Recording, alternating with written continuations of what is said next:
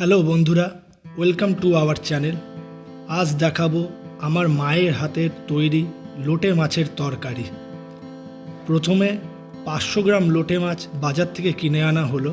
তারপর মাছগুলি ভালো করে আঁশ ছাড়িয়ে কেটে জলে ধুয়ে হলুদ লবণ দিয়ে মেখে রাখা হলো।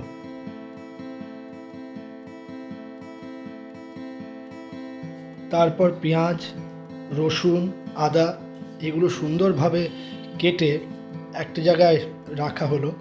এরপর চলুন রান্না শুরু করা যাক।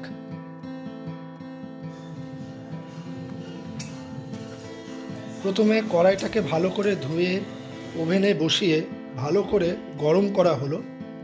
তারপর সর্ষের তেল দিয়ে সে সর্ষের তেলটা গরম করা হলো। তারপর যে পেঁয়াজ, রসুন, আদাগুলো কেটে রাখা হয়েছিল সেগুলি ভালো করে ভাজা হচ্ছে। হলুদ, লঙ্কা গুঁড়ো দিয়ে ভালো করে ভাজা হয়ে গেল। এরপর যে লোটে মাছগুলো ছিল সেগুলো এর মধ্যে দিয়ে দেওয়া হলো। এবার চলুন কিছুক্ষণ অপেক্ষা করা যাক।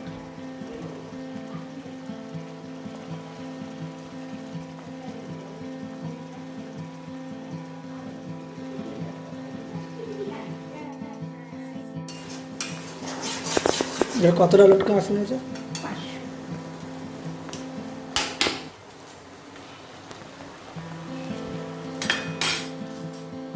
500 লটকা মানে 4 জনের হয়ে যাবে। 500 লটকে মাছ একবারই শুধু লবণ দিয়ে মাখতে হবে, আর লবণ দিতে হবে না। লবণ দিতে যাবে নিচে সমুদ্রের মাছ, তো সমুদ্রের মাছগুলো নিচে লবণ দিতে হবে। 500 লটকা মানে 4-5 জনের হয়ে যাবে। তাহলে বন্ধুরা, আপনারা শুনলেন যে 500 লটকে মাছে 4-5 জনের খুব ভালোভাবে হয়ে যাবে। আর যেহেতু লটকে মাছ সমুদ্রের মাছ, এই মাছ প্রথমেই লবণ হলুদ দিয়ে মেখে নিতে হবে, তারপর আর কোনো লবণ দেওয়া যাবে না, যেহেতু এগুলো সমুদ্রের মাছ।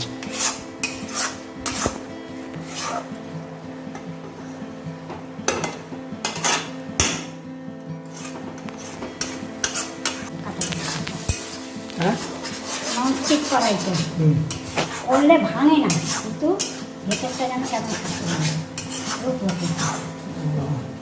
তাহলে বন্ধুরা, আপনারা শুনলেন যে ননস্টিক কড়াইয়ে যদি ভাজা হয় লটকে মাছ তাহলে ভাঙে না, কিন্তু সেটা পুরোপুরি ভেতরটা ভাজা হয় না।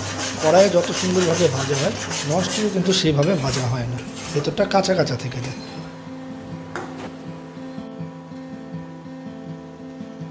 তো বন্ধুরা, আপনাদের কাছে আমার একটা ছোট্ট রিকোয়েস্ট, যদি আপনাদের আমাদের এই ভিডিওটা ভালো লেগে থাকে আর আমার মায়ের রান্না আপনাদের যদি পছন্দ হয়ে থাকে, তাহলে প্লিজ আমার মায়ের এই চ্যানেলটা সাবস্ক্রাইব করবেন এবং এই ভিডিওটা লাইক করবেন। আর যদি ভাবেন যে এই ভিডিও দেখে আপনাদের কিছু উপকার হয়েছে, তাহলে আপনাদের বন্ধুদের মধ্যেও শেয়ার করবেন। তাহলে আমরা একটা নতুন উদ্যোগ পাবো পরবর্তীকালে ভিডিওগুলো তৈরি করতে। ভিডিওটা দেখার জন্য ধন্যবাদ। প্লিজ সাবস্ক্রাইব করবেন চ্যানেলটা। তো বন্ধুরা, আপনারা দেখলেন যে লোটে মাছের তরকারিটা হয়ে গেছে। কীভাবে হয়েছে আশা করি আপনারা ভালো করে বুঝতে পেরেছেন। আর দেখছেন আমার মা লোটে মাছগুলো একটা বাটির মধ্যে স্টোর করে রেখেছে এবং কড়াইয়ের গায়ে যে তরকারিগুলো লেগে আছে সেগুলো চেঁচে তোলা হচ্ছে, সেগুলো খাওয়া যায়।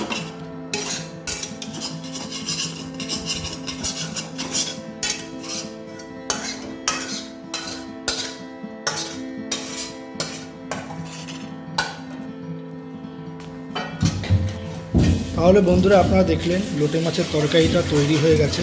এবার আপনারা খাওয়ার জন্য এটাকে পরিবেশন করতে পারেন। এর ওপর যদি ধনেপাতা ছিটিয়ে দেন তাহলে এটা আরও সুস্বাদু লাগে।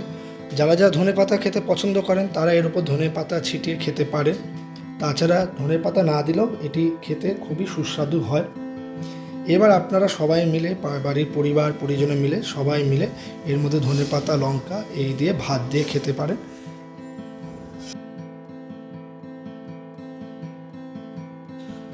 আজ এত দূরই। আশা করি আপনাদের আমাদের ভিডিওটা পছন্দ হয়েছে। যদি আপনাদের আমার মায়ের এই ভিডিও এবং রান্না পছন্দ হয়ে থাকে তাহলে প্লিজ লাইক, সাবস্ক্রাইব করবেন। ভিডিওটি দেখার জন্য ধন্যবাদ। সবাই ভালো থাকবেন। দেখা হবে আবার আমাদের পরের ভিডিওতে।